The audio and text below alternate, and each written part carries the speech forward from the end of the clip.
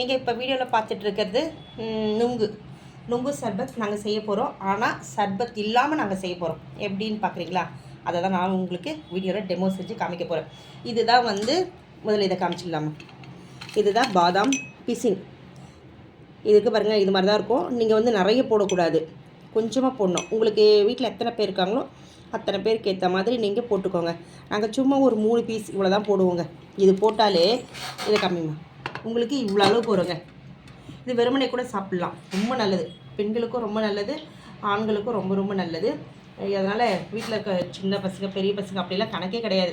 இந்த பாதாம் பீஸினை ஊற வச்சு வெறுமனவும் சாப்பிட்லாம். இல்லை இது கூட இப்போ நான் சொல்கிற மாதிரி நிறைய விஷயம் இருக்குங்க, விதவிதமாக செய்யலாம் இதை வச்சு.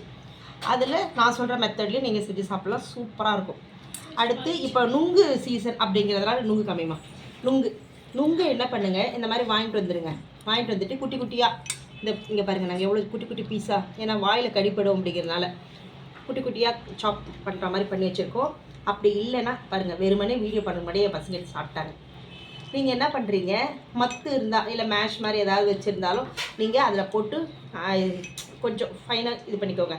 அப்படி இல்லை மிக்சியில் அடிச்சுக்கிற அப்படின்னாலும் ஓகே, நீங்கள் பண்ணிக்கோங்க. அது கூடவே கொஞ்சோண்டு சக்கரை போட்டுக்கோங்க தேவையான அளவுக்கு.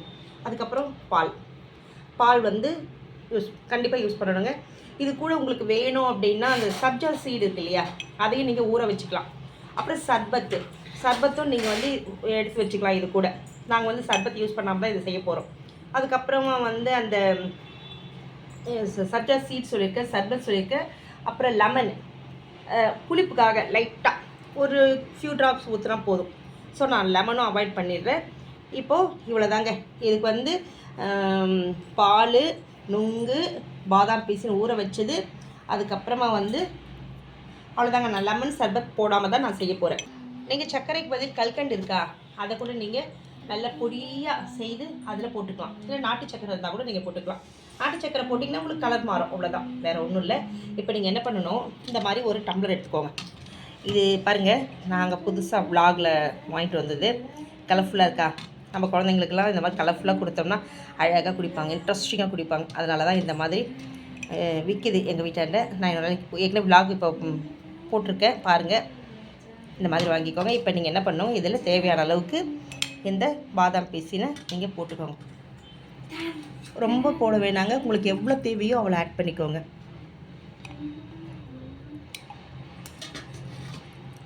நல்லா இருக்குங்க நீங்கள் சாப்பிட்டிங்கன்னா.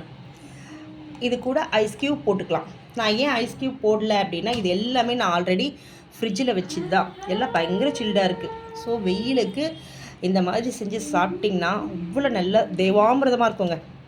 பாருங்கள், உங்களுக்கு எவ்வளோ தேவையோ அவ்வளோ போட்டுக்கோங்க. இதில் அடுத்து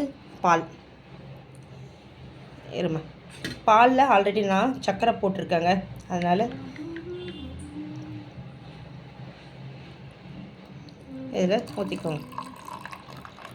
உங்களுக்கு எவ்வளவோ அவ்வளோ ஊற்றிக்கோங்க.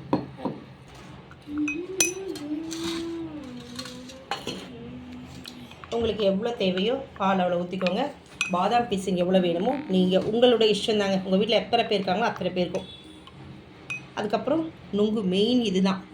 வெய்ய காலன்றதுனால நமக்கு சீசனுக்கு தான் இது கிடைக்கும் நுங்கு. அதனால் இதில் இலை நுங்காக இருந்தால் ரொம்ப ரொம்ப நல்லது. இது கொஞ்சம் இலசாக இருக்குது, இது கொஞ்சம் காற்று போயிட்டு கொஞ்சம் நல்லா இல்லைங்க, கொஞ்சம் நல்லா இருக்குது டேஸ்ட்டு.